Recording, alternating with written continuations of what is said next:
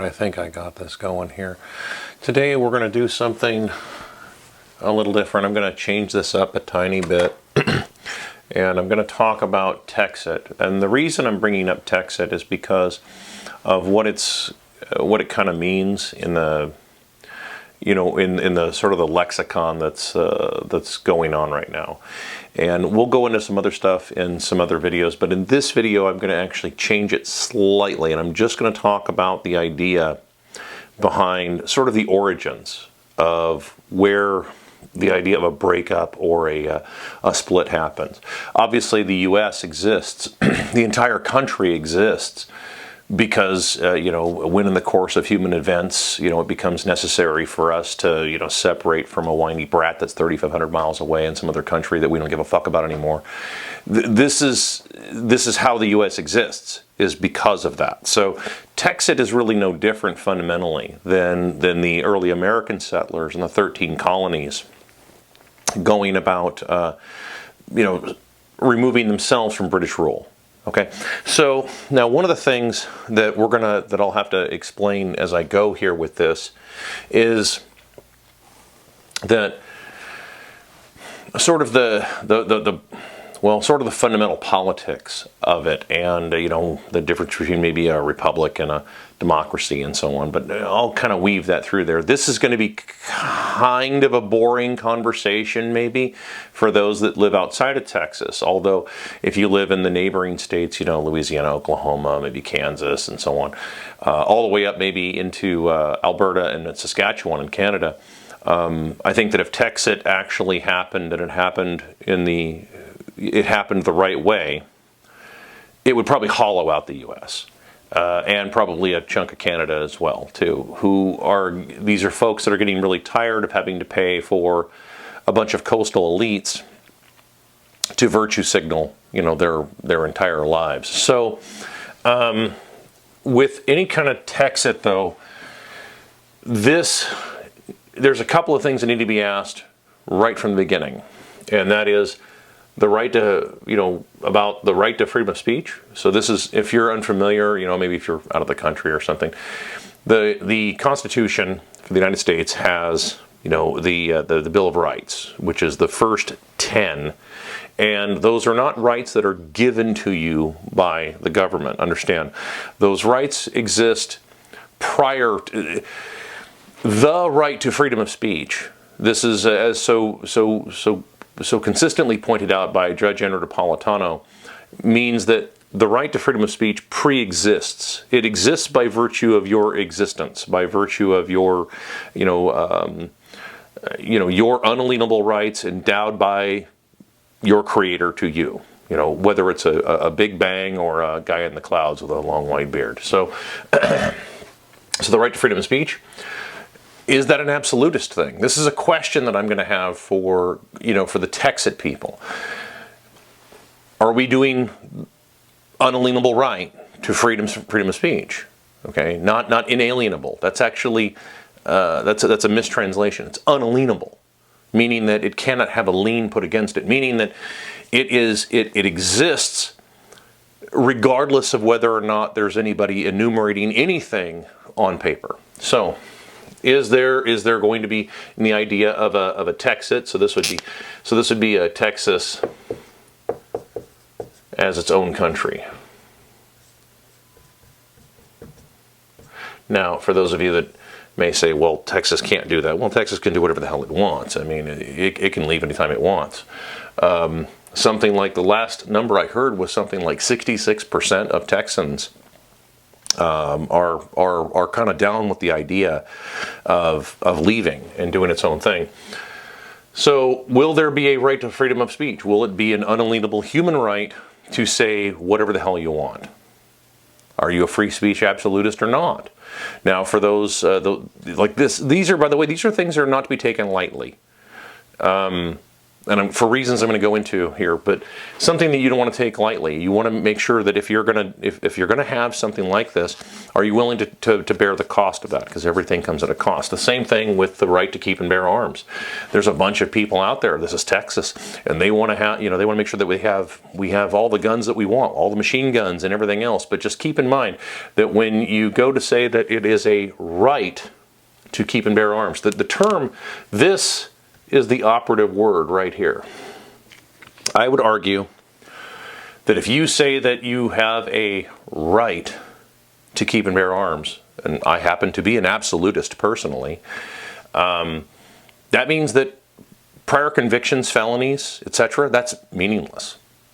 And I realize that for some people that's too much. That's a bridge too far. Like, oh, I can't go down that road because what if someone's a violent felon? Let me handle this actually. I hate to get philosophical because there's, it's a little annoying to me, but let me bring it down like this. Let's say that you have two different guys, right, or two different people that have gone and committed a crime. First guy goes out with maybe a bat or a stick and he thumps someone over the head and they're unconscious, he takes their money and runs off, okay? That's the first guy. The second guy does the exact same thing except he's caught, okay? And then he's, tried and convicted and sentenced to, a year in jail or whatever, okay?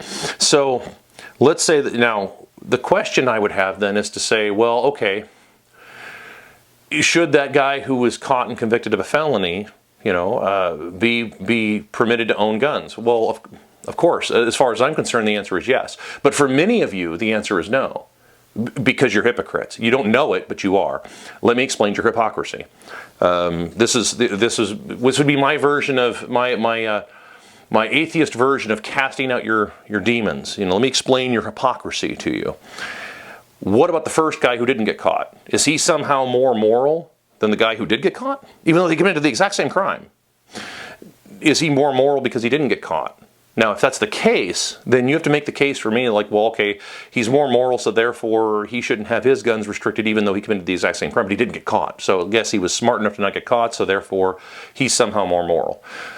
You're going to have a tough time with me on that one. You got an uphill sell. So the next thing is to say, well, okay, is there a limitation? Well, we have to ask ourselves that question as well. Should there be a limitation on the type of firearms or weapons or armaments that you have? Personally, I don't think so. The reason being, of course, is because you have to be, there are those of you out there that say things, and I realize I'm going to get into a delicate area where I'll probably end up getting banned or getting really close to it, but is violence the answer to anything? Well, notice the people that say that violence is never the answer are always the people that use violence almost exclusively to get whatever the hell they want. To get you to obey, to get you to comply. Stop resisting, stop resisting. You're beating somebody who's like, dead on the side of the road. They keep screaming, stop resisting for the cameras. This is the way of things. Well, so if they're using violence exclusively to get what they want, and then they're telling you violence is never the answer. Okay, well, if violence is never the answer, why the fuck would you have a Second Amendment? For real, if violence is never the answer, why would there be a Second Amendment in the first place? Well, it's because the answer is obvious. The Second Amendment exists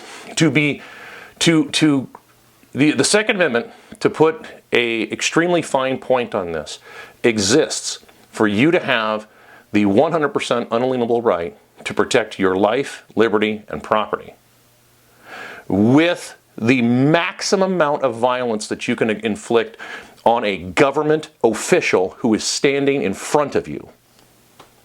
Not some guy 2,000 miles away. No.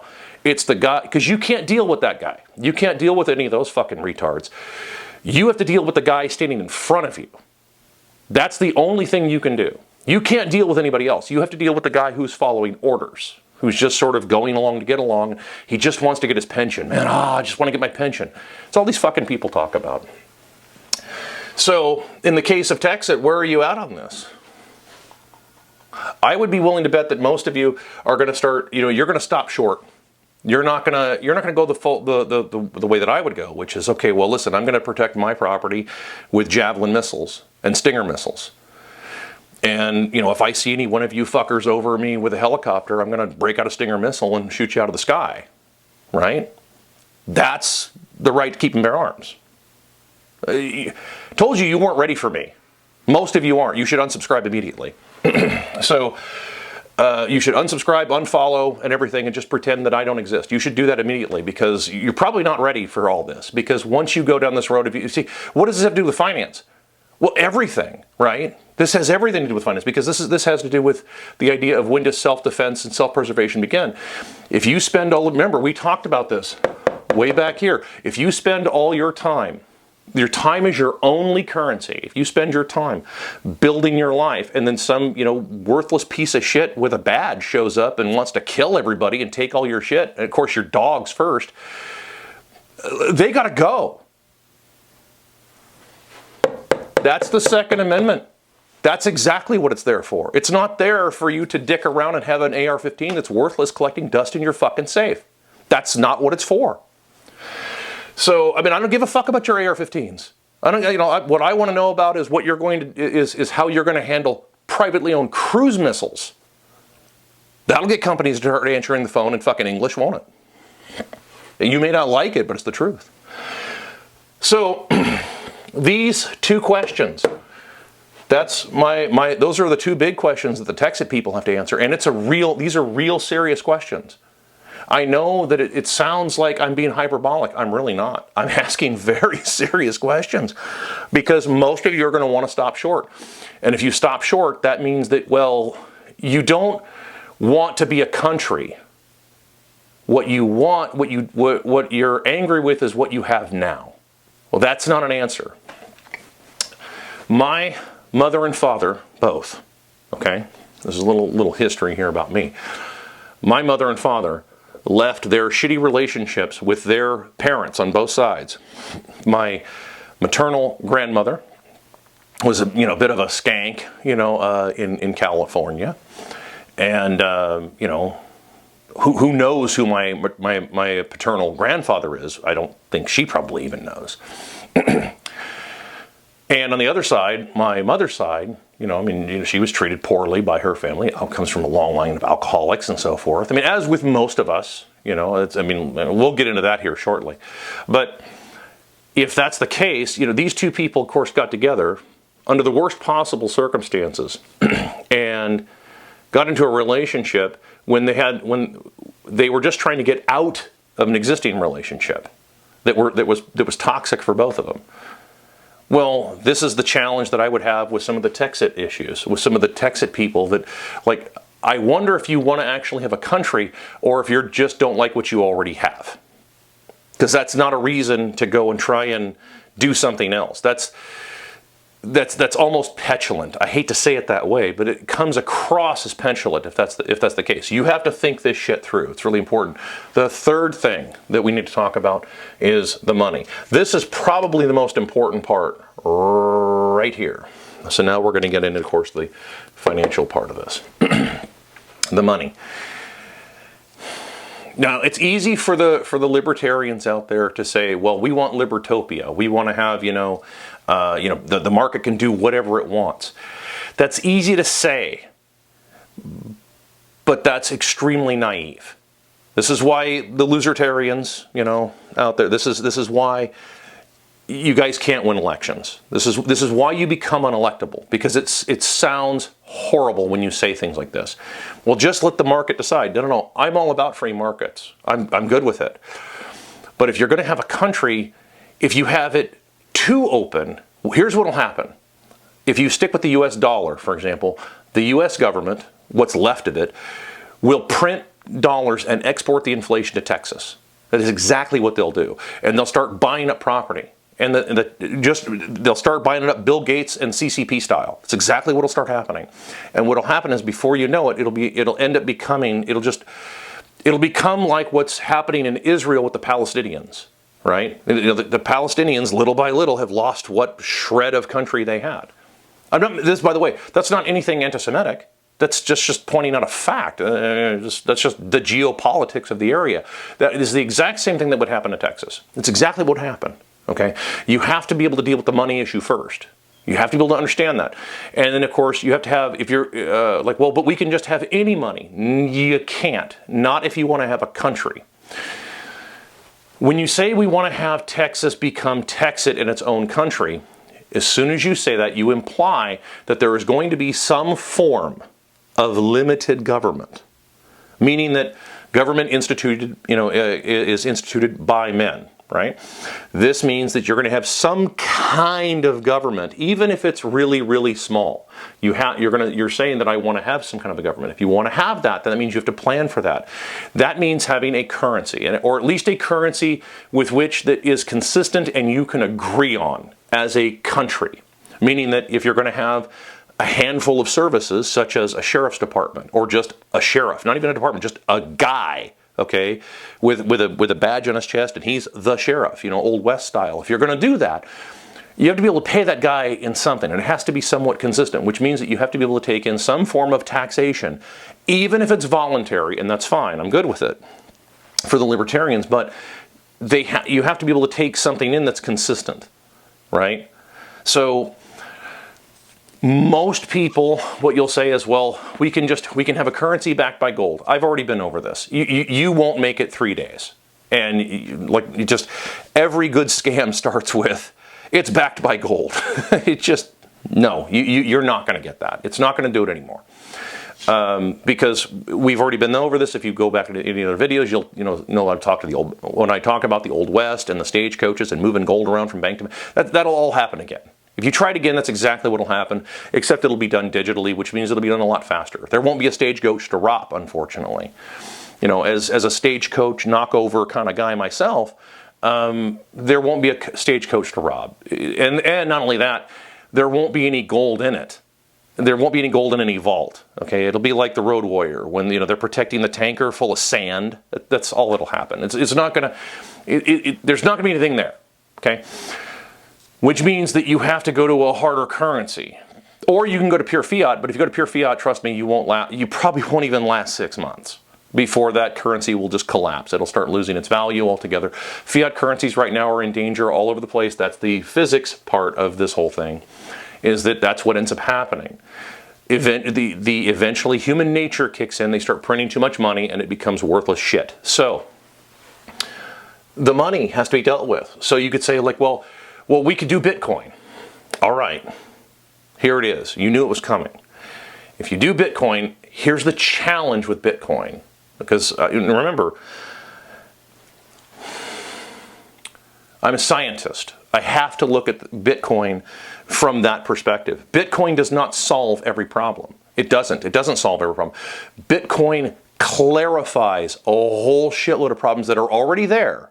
They've been there for hundreds of years, if not thousands of years, and they've been ignored. And the reason they've been ignored is because you've had the luxury of fiat garbage currency to ignore it. Bitcoin clarifies those problems, and it puts you back in a situation where people actually have to start thinking about the kinds of the kind of society you can actually afford. Not what you want, what you could afford. Because you can't just print money anymore. You can't just hypothecate. This idea, well, we can use a Bitcoin as a central bank. No, you're right back in the rat race. You're right back in just hypothecating fiat currency against Bitcoin. And all you'll do is have the value, then you'll have that value, then you'll have that value. That's all it'll do. So you can't do that. You're going to have an honest currency. And if you have an honest currency, it means you're going to have an honest system. What happens is if you have an honest system, here, let me explain this one. If you have an honest system, it means you can't afford to police every whim that comes into your head. This includes all the moralistic bullshit. That means that when I decide to open up the Flying TNA, truck stop and whorehouse, /casino, /bar, /opium den, okay, you have fuck all to say about that. Right? Well, that's illegal. I don't give a shit what's illegal. Illegal requires money to pay a goon. Remember, we talked about the goons, right? The goons with the badge on the chest and stuff, beating people to death because, they're retards. Yeah, that kind of shit, you don't have the money to pay for that anymore. See, now you have to pay in real money, which means you have to find somebody willing to pay for all that. It gets difficult to ask people for money when it comes directly out of their pocket. See, if you print money out of nothing, you can just pay people whatever willy-nilly. But as soon as your tax base has to actually pay for something out of pocket, and then they're like, okay, what am I paying for here? I'm paying for some guy to be housed in a jail because he had 2 bags of weed on him. Like, I don't know that I want to pay for that anymore. This is what happens to people. Okay. Well, he had he had 2 pounds of cocaine. Okay, yeah, but I mean, what does that have to do with me? Like, I don't really give a flying fuck if somebody had, I don't care if he had 10 truckloads of cocaine. Like, how does that affect me? And you have to make the case for how that somehow affects people, and that's going to be an uphill sell.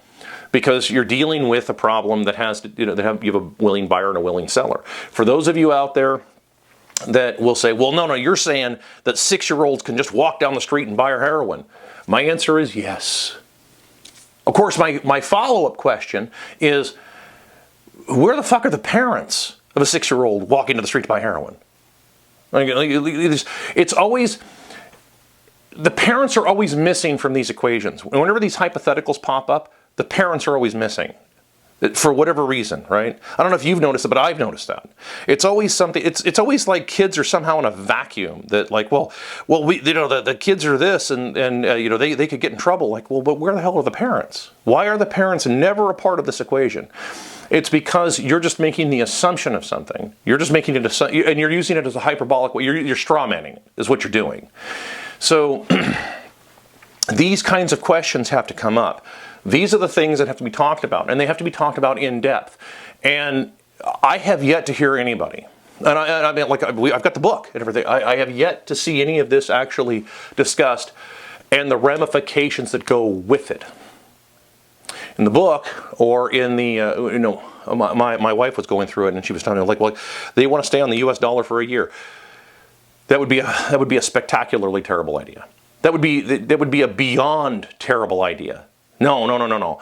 When you have a divorce like that, when you split, when you break ties, you have to break ties completely. That means financially as well. In fact, especially financially. In fact, I would put economy or finance right at the top of the stack. Again, right up there with this stuff. I mean, it's that important. It's that critical. And you have to come to grips with the reality of what all that stuff means. Does it mean you're going to have libertopia? No, you're not going to have libertopia. You can't. You can't. You could try it, but what's going to happen is, again, like I said, they will print money somewhere else, and then other people will sell off all their property. You will have all of the same problems that the third world has with, some dictator. They'll do a regime change. They'll put somebody in office. This is exactly how this kind of stuff works. If you want to solve that, if you want to control for that, then you have to have an honest currency. And if you have an honest currency, such as a Bitcoin, for example, if you're going to have that as your national currency, you can do that. But just keep in mind that you can only afford so much, and which means you have to start picking and choosing what laws you want to have. This puts you into sort of the Nietzsche perspective, where it's like you're going to have a pretty thin law book. It says civilized society is best judged by how thin the law book is. Well, if you're going to do that, it means that you can only focus on the stuff that's really critical, like the supercritical stuff. You can't focus on all the willy-nilly stuff. So none of this nonsense about how, well, I don't like some behavior my neighbor's doing. Well, you know what? Don't engage with it. I mean, that would be my response. Just stop engaging. Was my time here. So this has been the Texit video, and I wanted to go over this with whomever is out there that has been following this. Questions have yet to be answered, and they are serious questions. They're honest questions, and they're questions that I'm not hearing anybody else bring up. And that's a bit concerning. I think that Texas, should be its own country, especially at this point, given but of course, also, what's the other question? Here's the other question. What happens to all the debt? What happens to all the dollar-denominated debt? Do you just tell the banks to pound sand? I would. First of all, I would. They printed that money out of nothing. This is the boomer problem, where they say things like, well, there's all this debt and people have to pay all that stuff back. Dude, they printed the money out of nothing. No, they don't. They don't. Like, nobody should pay any of this shit back. Put all your assets into an LLC and tell them to get fucked. I mean, this is just the reality. This is, by the way, this is what the rich do. That's what the rich do. That's how they handle it. If a business deal goes bad, they just take all the assets, put them into an LLC or some kind of a trust, or put it into a double-blind LLC or double-breasted LLC, and or a corporation of some kind, and then they just tell everybody like, fuck up, I don't have any assets and stuff. Sue me. Who gives a shit? And then they sue, they get a judgment, and then they find out there's nothing there. There's nothing to collect. There's no assets to collect. It's not that difficult. By the way, to set up an LLC for real, it's like $350 online. You can do it. Go to the Secretary. Any of your states can do it. Any Secretary of State website, you can just set it up and everything be done with it. Have it done in about probably 2-3 days. Put all your assets into that, and then you're pretty much untouchable. Well, but it'll smash your credit, like as if banks are lending money anyway. Dude, that's long gone. The banks aren't going to lend money for shit anymore. That's a done deal. They're going to do nothing but carry trades now because the interest rates have gone up. So now they're just going to buy bonds. That's all they're going to do. What do you think this whole SVB thing was about? They had to figure out how to get out from underneath those 2% bonds, those long bonds they were in. They had to get out from underneath that. That's all that shit was. That whole thing is smoke and mirrors. Like, but the company tanked and everything. Like, who gives a fuck? It's a fiat garbage economy. Stop trying to apply free market principles to a fiat shit paper economy. Don't do it. You are making an error. Yes, this is me. You are all wrong. All of you are wrong. Do not apply a set of free market principles such as hard work, private property. Don't apply any of that shit to an economy that's dead. To a fake fiat chicken shit economy. Don't apply free market principles to that. That's just imagine if you lived in the Soviet Union, right? We talked about those minimum wages. If you're in the Soviet Union, right? What was near the end of the Soviet? What was the statement? It was they pretend to pay us, we pretend to work. That's where you're at right now. Well, that's horrible, and that sounds un-American, dude. What the hell? Dissent is probably first of all, dissent is the most American thing that you can actually do, and I'm dissenting rapidly from all of you. But I got to tell you, I mean, that is the way it is. Okay, stop trying to apply those principles. You use those principles when you actually have an honest economy. When you have a real economy, then those principles all work. All of them work then. Then you go back to the principles of no minimum wage. Then you don't need a minimum wage because the market will adjust itself. Then you don't need to have all kinds of crazy ass rules and regulations for everything. Then you actually have a market economy that fixes these things automatically, as opposed to a top-down thing. Just like this whole Trump thing where he's talking about, vote for me and we're going to build 10 cities and have flying cars. Everyone I know is trying to leave cities. They don't want to be in cities. And why would you want to take the Chinese model, which is to build a bunch of cities to nowhere, a bunch of empty cities that nobody can afford to live in and don't want to live in anyway? People are trying to move out. They're trying to move out to areas where they can actually have kids. There's all this big problem going on about demographics. You guys are all freaked out about it. Elon Musk and Peterson and all these guys are all talking about demographics. Oh my God, nobody's having any kids. Why aren't people having kids? Well, I don't know, man. Generally speaking, people have, women tend to want to be able to have kids when they feel secure. Secure means money. Okay, so they, money or a place to place to live and place to raise their kids and so on. Fix that problem right there, and and women's legs will start spreading like whipped butter over a hot steak. It won't. You will have you'll have kids everywhere if you deal with that. You may not like the analogy, but you understood it. So we'll see you in the next video.